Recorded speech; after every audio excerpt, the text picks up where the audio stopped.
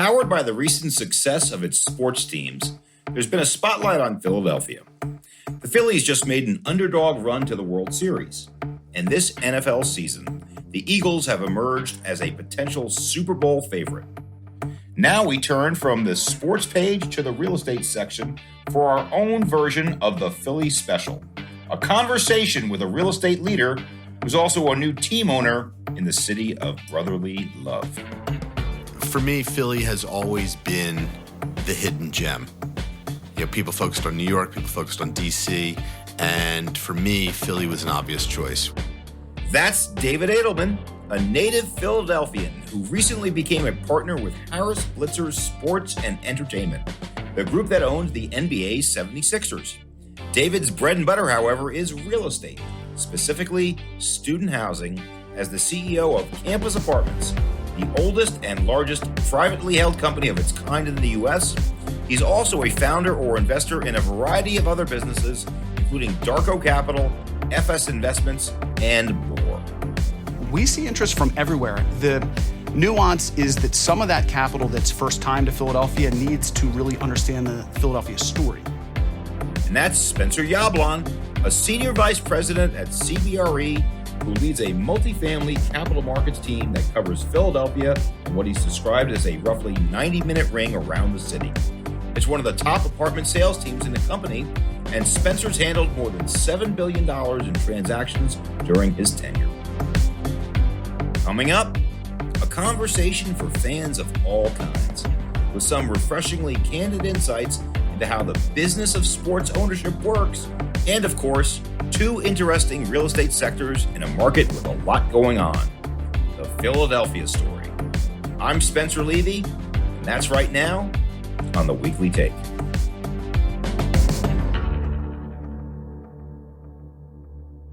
Welcome to The Weekly Take. David Adelman, thanks for joining us. Great to be here. Great to have you, David. And then the man with the best name in real estate, at least the best first name in real estate, Spencer Yablon.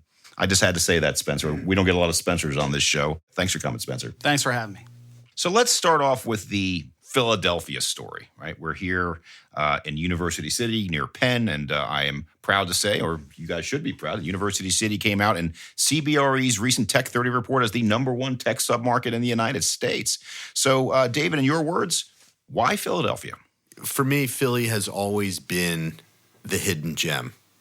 You know, people focused on New York, people focused on DC, and for me, Philly was an obvious choice. You know, our eds and meds, and I'm sure we'll get into that here, are kind of second to none. You know, maybe some might say Boston as well, but for us to have this confluence of higher education, people want to live in the city, moving back into the city. I'm sure Spencer will talk about that.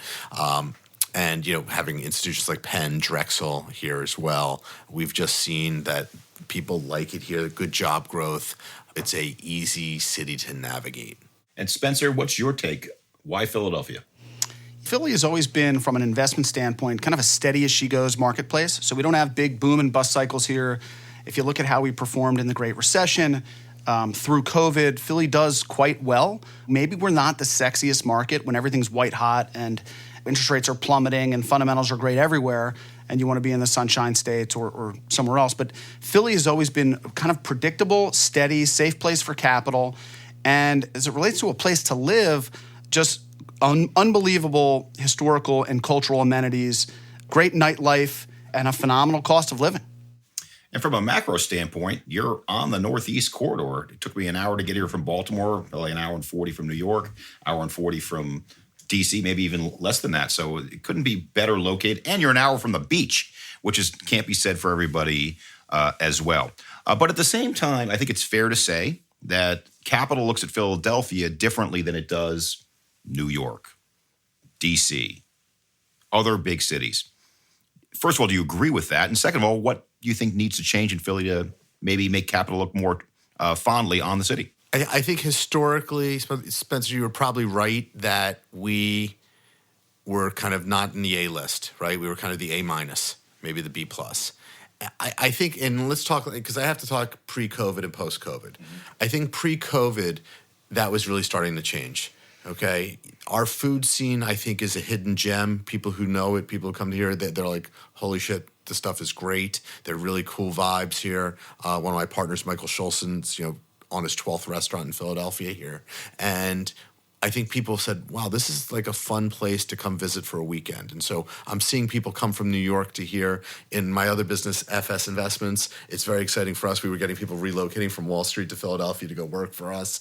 And so I think the apartment boom that Spencer can talk about, empty nesters moving from the suburbs into the city for the culture, the excitement, all of that was really taking form pre-COVID. We've got a little bit of a stall that needs to reignite now, but I think capital has started to say Philadelphia is, a place we want to come to. I think certainly in multifamily transactions, we've seen a lot, the infamous New York capital that wants to come down here and buy stuff up because they think it's on sale. We love those kind of buyers. So I think it's really positioning itself as a place that's interesting. To the point that David made about New York money coming down here, Philadelphia is on sale. As you know, Spencer, I travel the world looking for pockets of capital that will come to Philadelphia and other markets like it. What are you seeing from a capital flow standpoint? Is it mostly domestic? Are we seeing foreign? What does it look like? It's actually a combination, I think, of all of that. We've always had New York capital come into Philadelphia, and they've kind of looked at us as a borough almost of New York because, to your point, it's 90 minutes down the turnpike. But we see capital from all over the country and, frankly, foreign capital. We've had interest and done deals over the last few years with capital from the Middle East, from Asia, from Europe, Canada, South America. We sold an asset right here in University City to South American capital about 2 years ago. So we see interest from everywhere. The nuance is that some of that capital that's first time to Philadelphia needs to really understand the Philadelphia story. They need to come here, they need to walk around, they need to spend a couple days, versus New York is maybe easy to understand for global capital. DC is easy to understand as the political capital of the US. So Philadelphia just needs to be sold a little bit harder. But what we found is, and we just had a Japanese investor in last week, is, once they come here and they spend time, they actually really love Philadelphia. So let's start off on real estate before we get to some of the other topics and on multifamily. So look, folks, we've had several shows on this about the capital markets distress we're seeing right now. 10-year Treasury may have dropped a little bit recently, but inflation, interest rates, softening of demand. What are you seeing in multifamily? So demand is great. I think if you look back 6 to 9 months ago, the only concern that we were hearing from investors in the marketplace was the ocean of new supply that was going to come. But with interest rates rising, with supply chain issues and the cost of construction doing what it has, a lot of those deals just don't pencil anymore. And only a fraction of those proposed projects are actually going to get built. So that's no longer really a concern. Assets in Philadelphia, I would say, are averaging 95 to 96% occupancy. We've seen tremendous rent growth. Rents are above where they were pre-pandemic in Center City and surrounding neighborhoods. So the fundamentals are actually really, really good. But I guess we need to look at the other side of the coin too. The capital markets, I would not characterize as really, really good. I would characterize fundamentals as really good, just as you would, Spencer. So from a capital markets perspective, with the rising cost of debt, with the rising cost of equity, are we seeing trades? When will we see trades? What will spur it on? So yes, we're seeing trades, but the transactional velocity is down substantially from where it was 6-9 months ago. That's likely to remain the case for a little while. I think when we round the corner into 2023, we'll have a little bit more transparency on where rates are ultimately going to wind up. And, capital needs a home. So as an investment class, multifamily is still probably the best risk-adjusted return that you can find in commercial real estate. So consequently, there's a lot of capital rushing into it, particularly out of other asset classes that are maybe a little bit more risky. So I don't think that's a Philadelphia problem. That's a capital markets issue, to your point. Pricing is adjusted 15 to 20% probably in our marketplace. And so if you're an owner and you don't have a pending refi, a partnership dispute, management headaches, or life issues why you need to sell, now's not necessarily the best time to hit the market with a deal. And so I think owners with good fundamentals and growing NOIs are taking their time and being patient. David, let's turn now to student housing. Campus Apartments is on multiple university campuses all over the country. Tell us about student housing generally, and then specifically what's working today and where there might be some challenges. First, you have to go back and say, well, how has student housing fared and I've been doing this a really long time. You go back over the Great Recession, okay? You go back when the advent of online learning started, and people said, are all these things going to affect it? Then you have, the pandemic. We collected 98% of our revenue during the pandemic, okay? And I'll tell you what's really interesting is, one, I experienced it as a father of a college-age kid. These kids during the pandemic, kind of the first wave when it was announced in March and April, kids came home for that like April, May, and June, okay? And then immediately went back. Mom and dad didn't want them home. The kids were like, wait, what's going on here? And like everyone bounced back. I remember my daughter saying to me, Dad, she went to Ohio State. She was a freshman at the time. If they close the dorms, my roommates and I aren't going to come home. We'll go to one of your off-campus properties and just zoom in. And so the resiliency that we've seen through the Great Recession and through COVID, to me, is like, that's what real estate's all about. Slow and steady wins the race. And I think that's always been what's happened here. But to Spencer's point about rent growth and occupancy, our rent growth this past year in our newer developments was north of 15, 16%. I mean, crazy. But cap rates have moved, no doubt about it. For me, I think when you're underwriting something to buy, it's like, well, how long do I want to be able to have kind of this negative carry, right? I think everyone will underwrite it for a year. I think the guys who will do it or gals who will do it for 2 years are going to make some buys if you're patient. But that's where I think the market is choking right now. I think for the benefit of our audience, negative carry means that when the cost of your debt is higher than the cash flow you're getting from the asset. And that's really the number one question right now in real estate, because there's some tremendous real estate in multifamily and in industrial where it's impossible to get, or near impossible to get, positive leverage on the deals today. But let's go back, David, to the COVID changes. And then that could be a whole episode on that. But in the student housing space, when I went to college at Cornell, my dorm was a bunch of students in a common bathroom, and people like living right on top of each other. But I think one of the things we learned from COVID is that maybe that's not the way it should be going forward. Maybe there should be a replacement cycle of student housing. What's your point of view? You're really talking dorms and on campus, and we do a fair amount of that as well. We've seen the evolution of universities. It's an arms race, right? They're no differently than when they're recruiting athletes. Who's got the coolest locker room, or the Alabamas of the world? What do they have, and what are the amenities for the student athlete? The same thing is for students now. They're looking at the dorms. They're looking at the quality of the living, and they just say like, hey, like I want this kind of lifestyle. So we're getting asked all the time to take a look at these 1970 dorms that are done and outlive their useful life, and what can we replace it with? So we're seeing more bed bath parity for the first time that you haven't seen in a long time. You're seeing lobbies and amenity spaces that feel like you're in a Starbucks, right? Like, how do people live and use space? And so we're spending a lot of time looking at that on the on-campus side. And on the off-campus side, definitely because of the Zoom and stuff like that, making sure that students have a great place to work in their apartment is really important. We furnish everything we build. We design the unit around the furniture. Can you comfortably work at the desk? Have a great dresser, bureau, bed. What's the layout so you can kind of hibernate in your room and do your Zooms? And it worked out well during COVID. So people had that space and then had kind of the common areas to cohabitate with their 3 other roommates. So I think the evolution of design and construction is to make sure that people can like live and work in their units. One comment, one question, David. When I've studied student housing, there was this funny little quirk about pricing. And the funny little quirk was that schools that had big-time football programs had more valuable student housing than schools that didn't. We've actually showed it mathematically. So that's part A. Do you agree with that? And then B, what other changes are you seeing to these units for students, whether it's on campus and off? And I'm going to point specifically to sustainability type issues. Yeah, so to your first question, I would say 5 to 7 years ago, people focused on these big schools, we'll call them like the Southern land-grant schools, big football programs, things like that. The flip side of that is those generally are built with a lot of land around them where new supply can come. And so I think for the novices started saying, well, I'm only going to go to school with 20,000 plus students that are these big schools.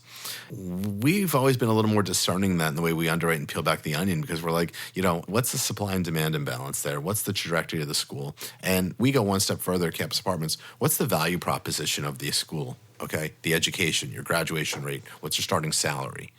Because what we found is if the school doesn't have a good value proposition, what's its future? And so one of the things we look at is there's over 5,000 colleges and universities. In the next 20 years, I think that number cuts by 30% at least. Okay, a lot of small 1,000-student liberal art colleges, you're spending $80,000 a year.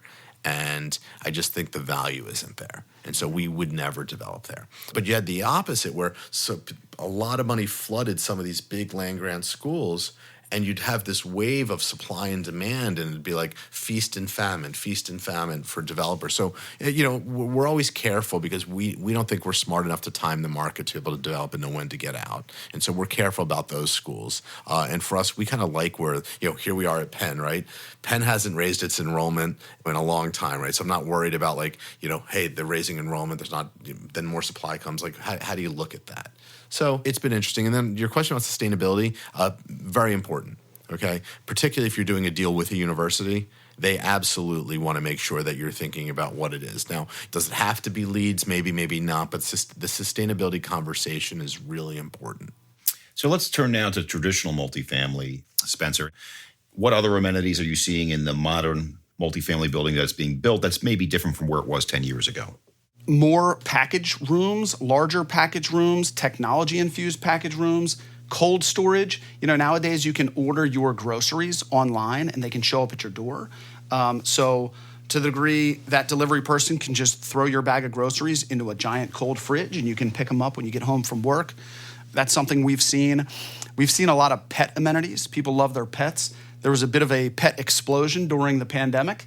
I was beaten down by my wife and kids as well, and we got a puppy. So I feel that one. But, dog washing stations, dog parks, that's a big deal. Outdoor space, rooftop decks, green roofs, grilling stations. People want to be outside a little bit more than trapped inside their unit. Those types of things. And then, which I'm sure David would echo on the student housing side, really fast internet providers, free Wi-Fi at high speed. So some of these amenities, though, they go in cycles, right? So I think if we were to have this conversation 10 years ago, 15 years ago, we said, got to have a great gym in the building. And then if we had this conversation 10 years ago, we said, you got to have cold storage. What are you seeing, David? First of all, the internet was the one, we at Campus Apartments, we couldn't figure out early in the business how to provide fast internet. And we actually created our own company that we still have today called Campus Technologies. We wire apartment buildings across the country, and we have for almost 18 years. And so we do ours, we do others to solve that problem. If you have shitty internet, people will move out more so than if you have bad maintenance. Okay, so that's first and foremost. Like that to me is rule number one. For student housing, students like the gym. Okay, even though most schools have a robust place to go, we're still seeing that our gyms are really getting used. So we see that. We have Amazon lockers in every property. We were the first in student housing to do that. We thought that was really important. We're not doing cold storage. For kind of your point, I don't want some kid ordering food and forgetting about it. But, the gym is important. The workspace, these students like to the extent possible, come down to the lobby and do work. I'll tell you another big amenity for student housing is free coffee. Okay? So we keep the coffee machines on every morning in some properties all day long, but that's actually a big amenity. Yeah, that holds true in traditional multifamily as well. There are amenities that tenants use, and then there are amenities that leasing staff uses to lease the property effectively. And so sometimes just saying, hey, we have something that other properties don't, even though the tenant isn't going to use it, it's just one other feather in your cap to try and draw them in. So let's shift topic now to talking about sports and talking about the new arena. So first, tell us how you got into the Sixers. It's a great story. Started actually backwards, where the arena was the first thing I got engaged. I've been friends with Josh Harris and David Blitzer, and the third principal, Michael Rubins, one of my people know in Philadelphia, one of my closest friends. And they approached me about 2 years ago saying they need a new arena. And, would I be interested in building it?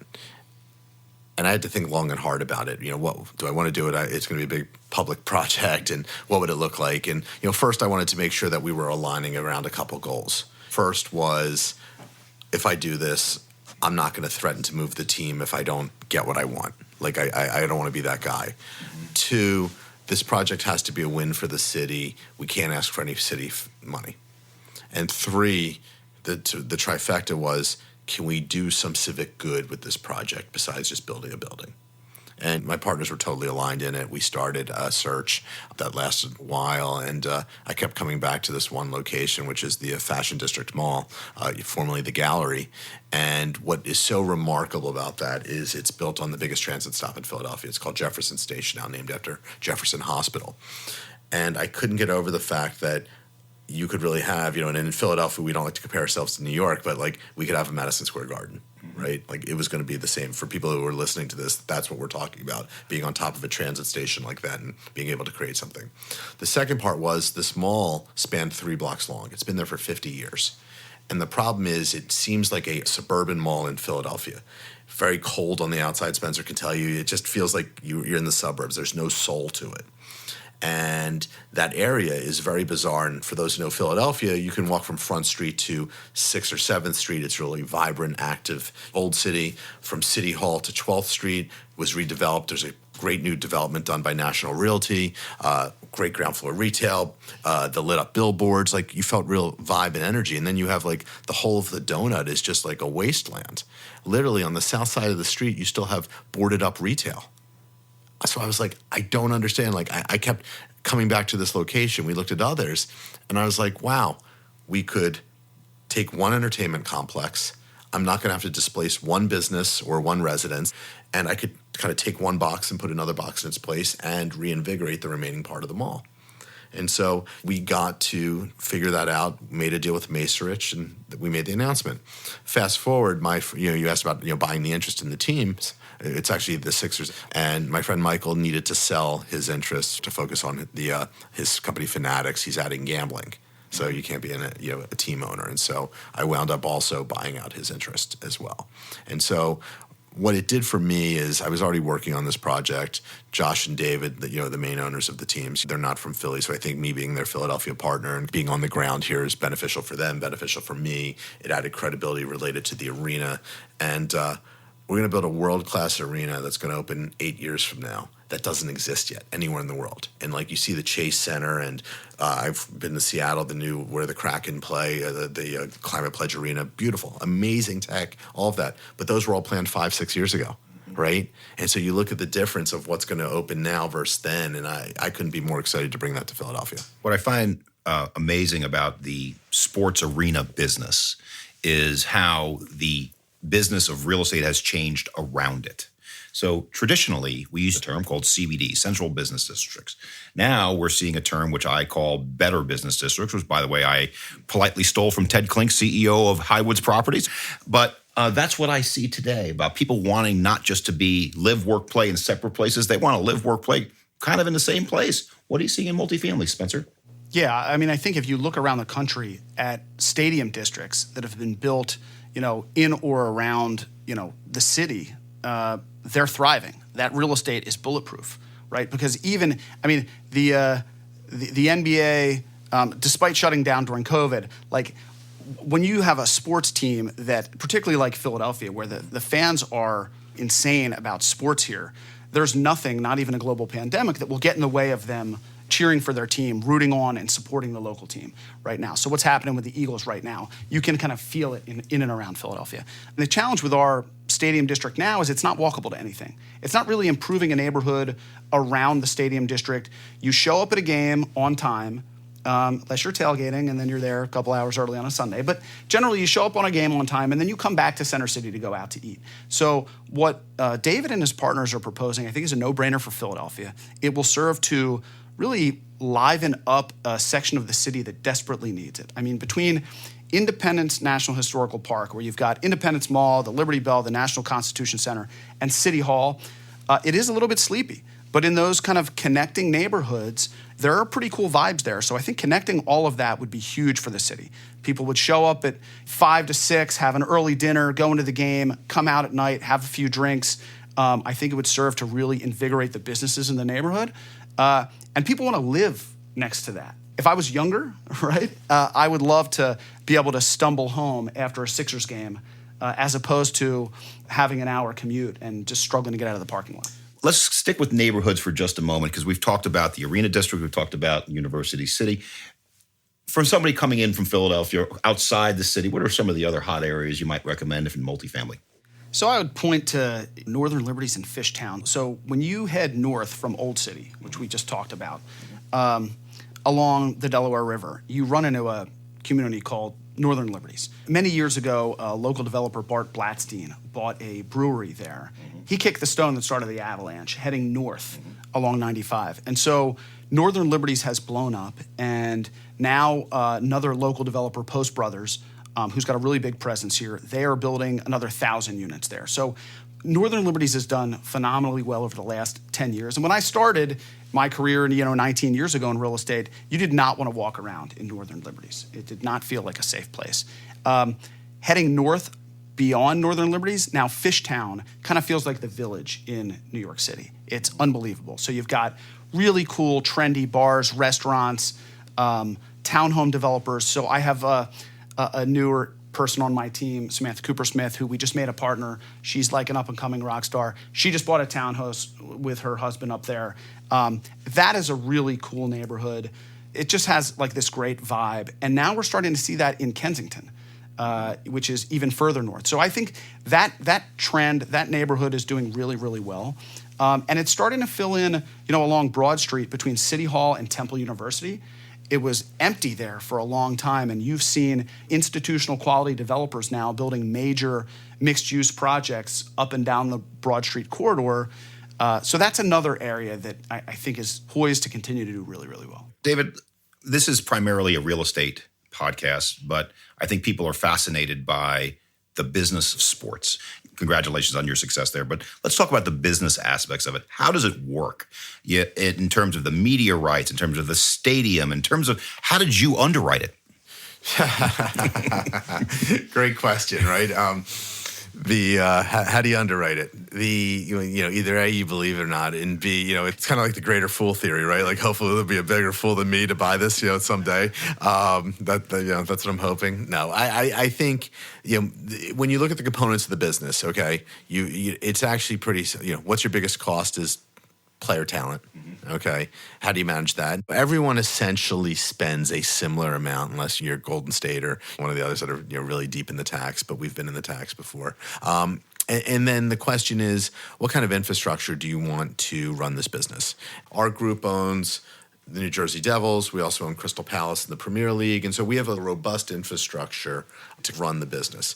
Well, the leagues, and the NBA is just a really well-run league, and Adam Silver's done an amazing job. So you've got obviously the TV revenue, and those contracts constantly get renewed. The NFL's the leader, and everyone kind of lags in behind. But you've got the TV revenue, and then obviously your ticket sales. And, for us, let's talk business, the arena, okay? We are currently a tenant in the current arena.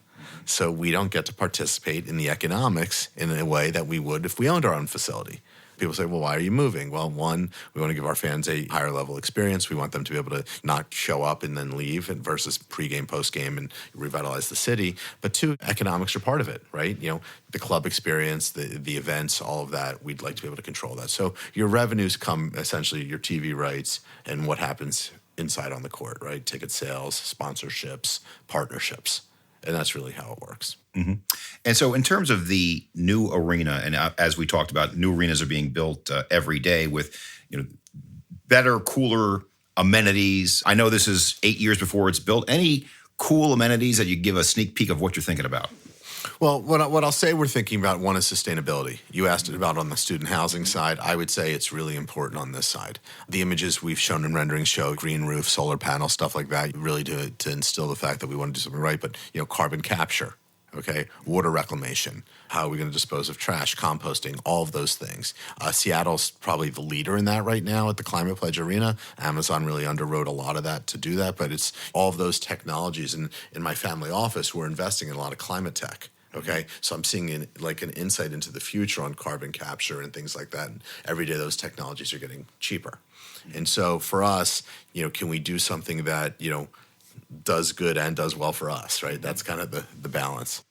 But now an NBA team plays 45 to 55 games a year, hopefully 60 games. Yeah, we're hoping more like 60. We're hoping for 60 here. But what do you do for the other 230 days, or my math is a little off? We're one of the top 10 biggest cities that don't have two large-scale venues. And so people are like, well, what happens to the Wells Fargo Center? To me, this is a net gain for Philadelphia.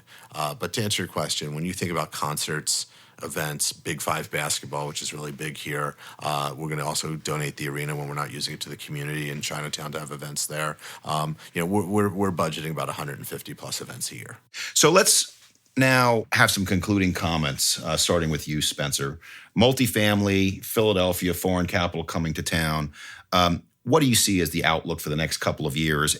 In terms of like my forecast for multifamily, I would say just by my nature and virtue of what I do, I am always optimistic. Certainly, maybe today a little bit more cautiously optimistic. I think the short term is going to be a little bit choppy, based really just on the capital markets. Whether or not we end up in a recession, fundamentals in multifamily are going to remain pretty good, particularly here in Philadelphia. From a supply-demand standpoint, I think we're in good shape.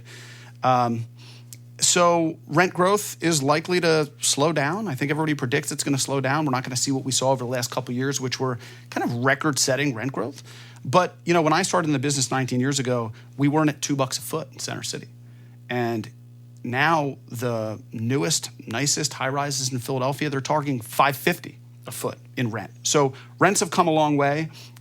We've got great demographics here in Philadelphia. We're one of the most populated downtowns in the entire country. I think we're number 2 or number 3. Not sure if it's us or Chicago in that spot. But so generally, I think Philly is going to do great. And I'm a big cheerleader for Philadelphia. I hope David and his partners get the stadium done. I think that's just another kind of feather in our cap in terms of selling the city.